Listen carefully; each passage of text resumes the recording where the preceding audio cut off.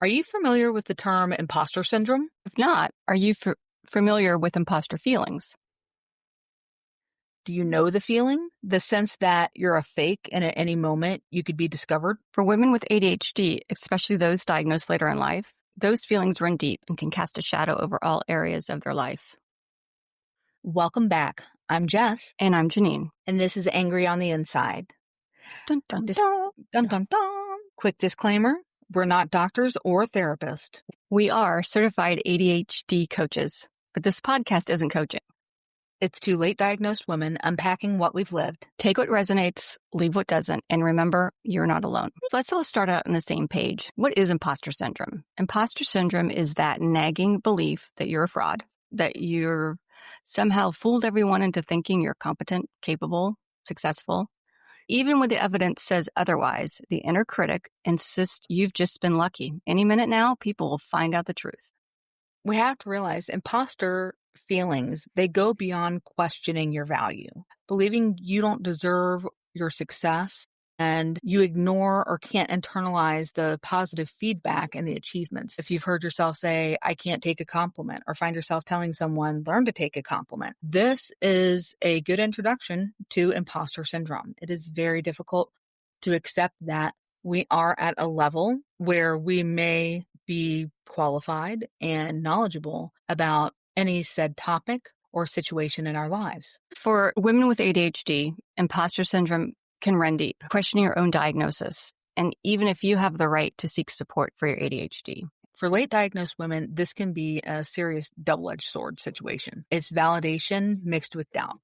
If I've made it this far without knowing, is it really ADHD or am I just making excuses? That self-doubt is something that's very, very common, even if you haven't experienced imposter syndrome up until that diagnosis. Where you have that doubt, it can still develop and be very impactful. This also is a reflection of how we like to self-sabotage. We talk about how everything touches everything else, how everything is linked. Imposter syndrome is part of our self-sabotaging behavior. We will not give ourselves the grace. We don't even have to be an expert. I am knowledgeable in this topic. We look out upon everybody else and we think they are accomplishing more than we are, or we are setting ourselves up for impossible standards. And those impossible standards reflect back at us as imposter syndrome. We're looking into the mirror and we can't even talk to ourselves in a kind way because we don't believe that we are worthy. We've spent so much of our lives being taught to second guess our own intuition that we end up with this overwhelming sense of imposter syndrome. I guess it's that inability to trust yourself that for women with ADHD is really kind of that key, and can make it hard when people say give you compliments, because in your mind so often you're thinking, if you only knew though, if you only knew how hard this was for me, or how much self-doubt I'm filled with, can I trust myself to really know what I'm talking about? Because who knows, maybe halfway through I'll forget what I was talking about, or I'll forget what I've learned. I'll lose my train of thought. Since that's always playing in the back of your mind, for me at least, it makes it that much harder when somebody compliments me on, hey, that was a great job, of just thinking, but you have no idea. I was faking my way through the entire thing. And any moment I thought it was all going to implode. I love that you bring that up, Jeannine, the if you only knew and you have no idea. Those are whispering voices in the back of most of our minds when we're doing almost anything. If you only knew, because in our minds, we think that we are messing up constantly. We think that we aren't making the level of effort that needs to be made, even though we are expending tons of energy, 2-3 times the energy that the average person is completing tasks. But we also know that part of ADHD is missing nuance and missing some of those little things, being able to see the big picture and the small details, but missing the slightest, silliest mistakes. And when people come to tell us about those mistakes, those are all we hear. It is so much easier to sit in a negative mindset. It fights us. It beats us down, and we really have to retrain ourselves. And about how it all is related. This is perfectionism also. I didn't do everything perfectly. If it's not perfect, I don't deserve any credit or any compliments. Yeah, You might think I did 99% of it right. I'm looking at the 1% and that negates everything for me. I think I've read that too of just humans overall, from an evolutionary standpoint, we tend to be more negative in our mindsets than positive. We assume bad things are going to happen. With ADHD, it's double that. I think we're extra wired to have a negative outlook. We know it's there. We try really, really hard to find it too, because we know it's going to be there. Don't you want to find it before someone else does? Because you don't want to be surprised by it. They looked closer at you, they would see it, right? They're just not looking close enough. But if we're able to pull it to the forefront, that negativity, and point out our own problems, essentially, we are creating self-fulfilling prophecies. We do have to fight to pull the positive up to the front, into that prefrontal cortex, period. It can be a struggle. That's sort of twofold because one, we want to have control over our environment, and that's a really easy way to do it. And two, we forget our working memory, we only hold things for a short amount of time. We interrupt people when they're talking because we want to get that idea out before we forget it. Try to rush through things, or we try to take those notes down and stuff, or we sit there and pause and look straight ahead and we're like, I don't know what I was going to say. That working memory doesn't work the way we need it to. But that long-term memory is there. All of those sad feelings and that heaviness, we as a neurodivergent community in general, if that's what we're processing and that's what's staying in our long-term memory, that's what we're going to grab. We easily forget the happiness and the positivity that is in our lives. Where does that doubt come into play then? The most solid example of imposter syndrome for late diagnosed women with ADHD, I think it would be getting the late diagnosis in and of itself. It's part of the processing that you experience. You start to think that there's a really good chance that you've made it this far and you don't maybe have it. Maybe you're just whining. You're being too emotional. You're being too much. The diagnosis can feel like a relief and a reckoning. That reckoning is where we start to really pick apart and understand who we are. It's so funny to do that. When we get a diagnosis and we figure out we're not broken, we have ADHD, then we cling on to, well, maybe there wasn't anything wrong with us in the first place, which makes absolutely no sense. I'm just going to say once again, it's all a mind fucked, is it not? It is. It really is. I think too, if you kind of made it this far, you've developed your own coping strategies, how to compensate for it, whether it's people pleasing or your perfectionism, overachievement, that masking of your symptoms that you've just tried so hard to hide that part of you that it's hard sometimes, I think, to accept that, no, it is actually there. Two, the problem is during that time is learning that your worth is equal to your performance. To be successful, you've just had to put in a constant effort. If you ever let up on that you would be found out. And that way you've just convinced yourself like, no, there's not a reason for me being this way. I just have to work harder. I just have to do better than everybody else. And I've gotten this far, so I can just keep on doing that instead of looking at it as, no, actually there's a reason for this. There's a reason I am the way that I am. And there are things that I can do about that. We need to bring to the forefront these coping skills that we develop over time that end up burning us out and driving us to seek the ADHD diagnosis. We need to realize this is extremely toxic behavior towards ourselves.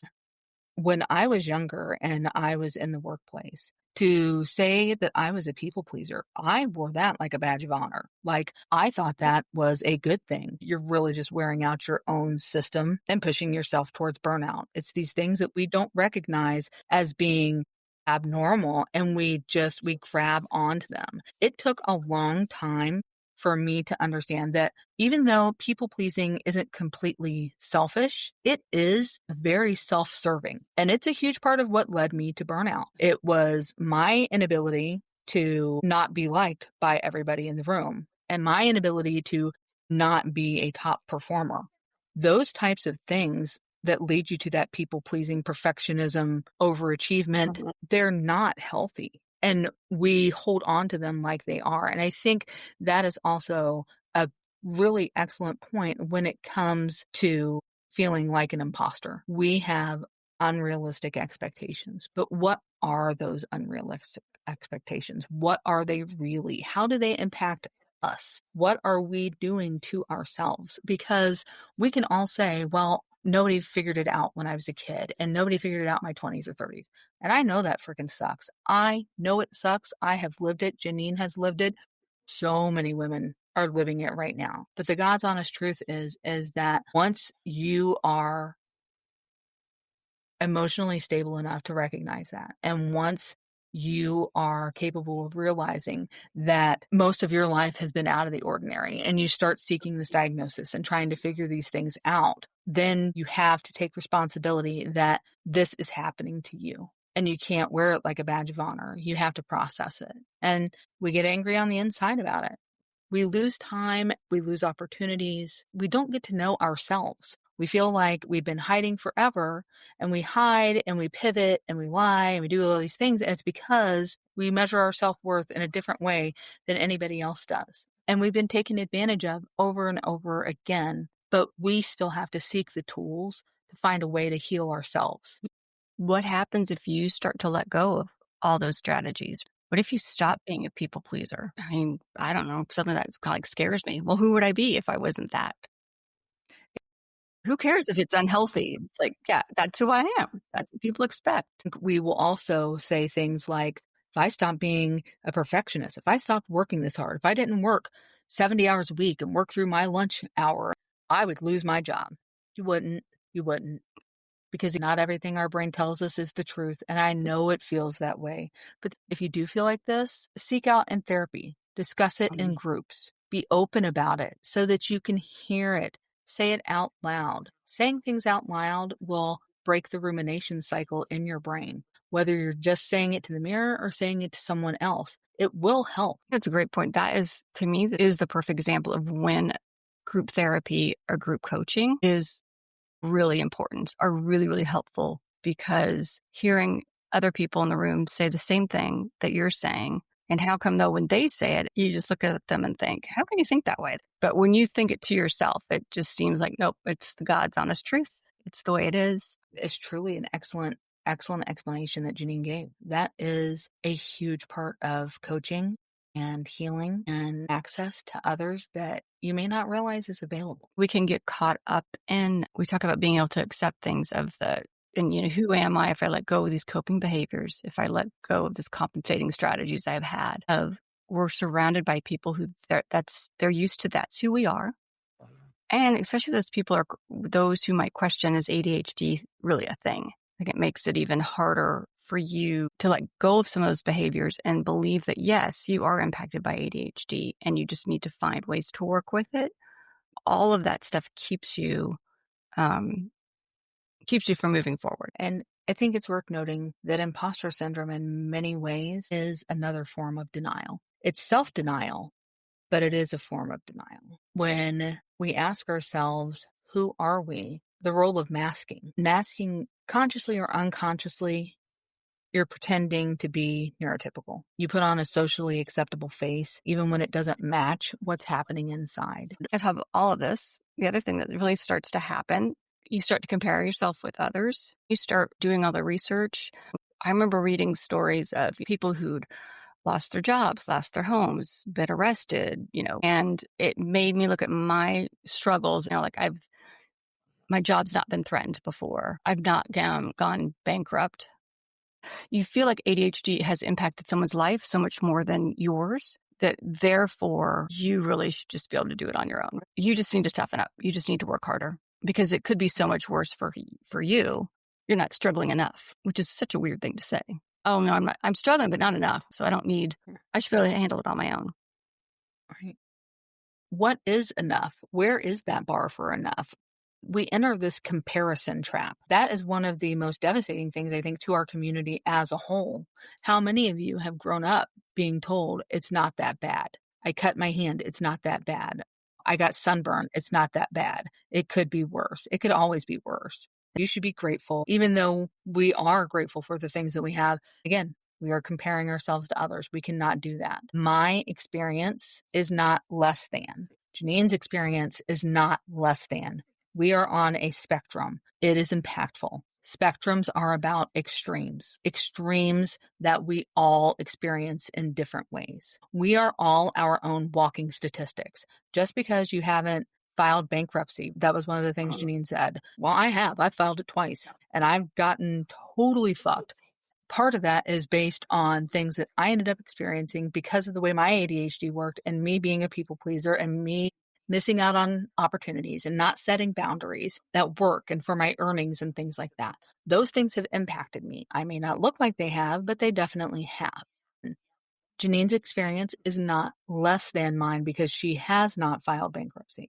She has experienced things that I have not, but we have both experienced extremes in ways that we may not recognize. There is no getting around that, but it does not make it less than. And that is something that we have to teach ourselves. We have to stop minimizing ourselves. We do not have to make ourselves small to be loved, to be accepted, to be heard.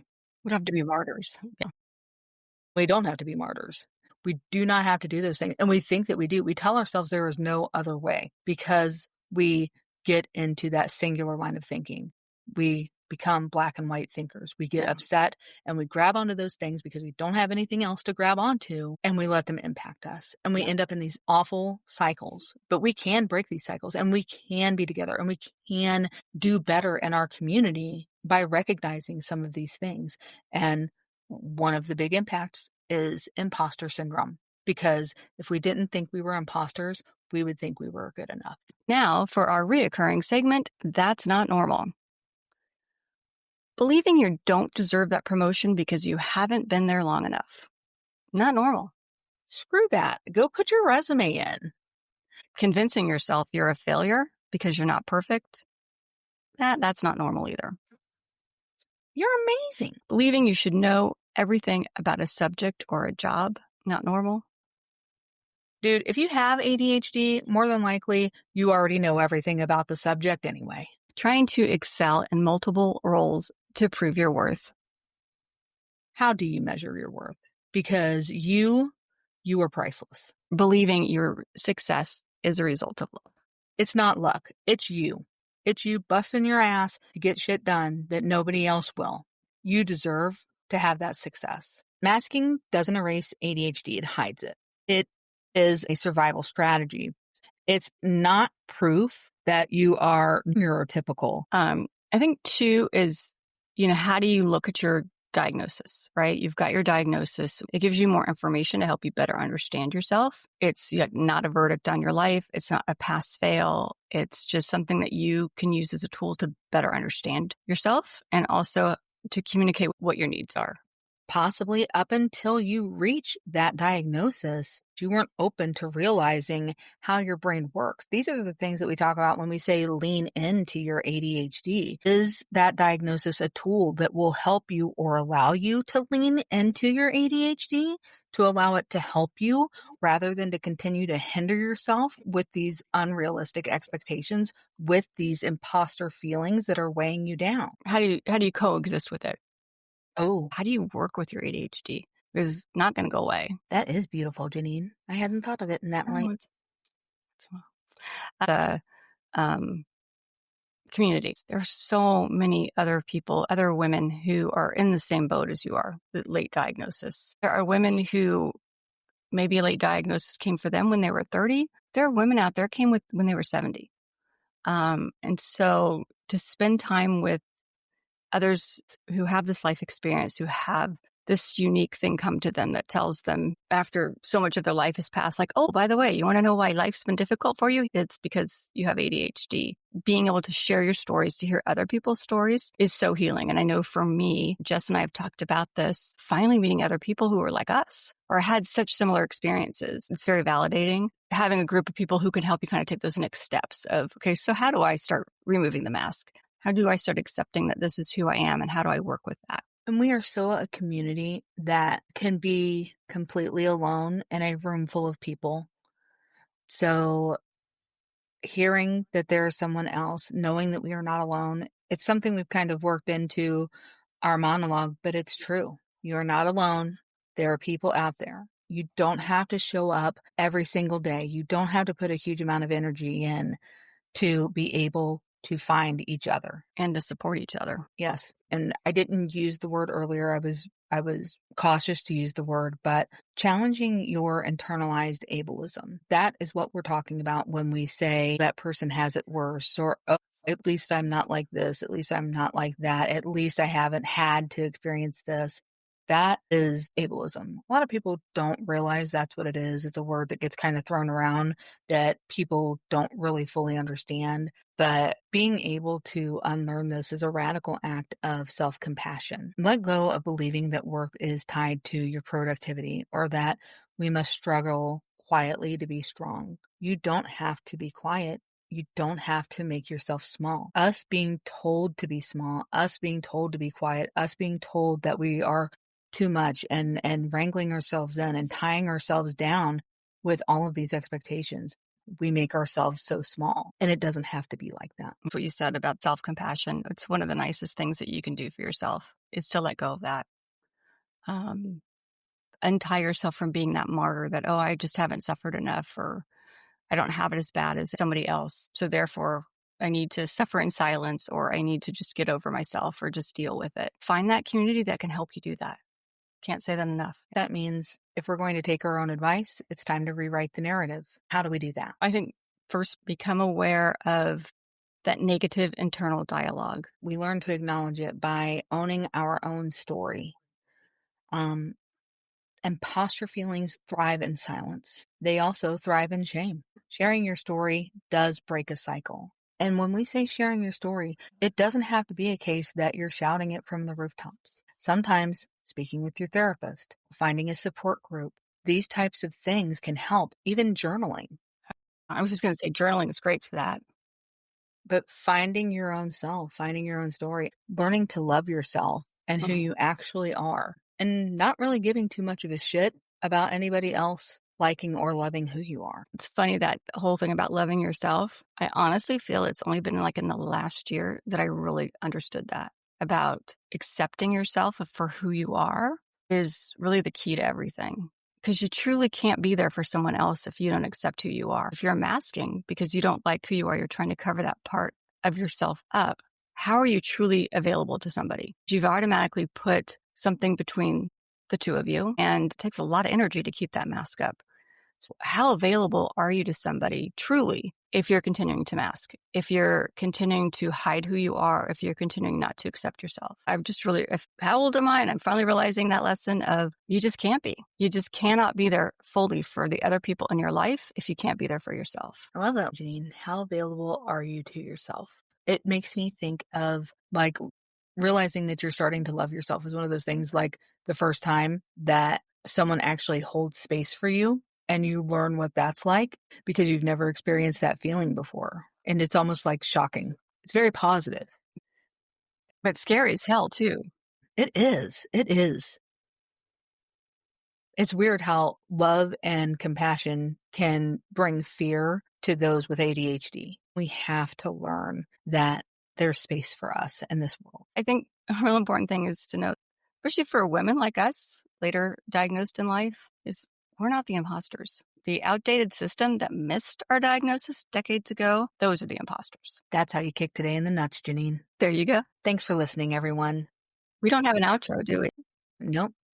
We hope you enjoyed the show. We forgot to do even our funny trying to figure out outro. So we'll finish up with this. We're still working on ourselves because we're all still a work in progress. And remember, you're not alone. And we'll see you next time.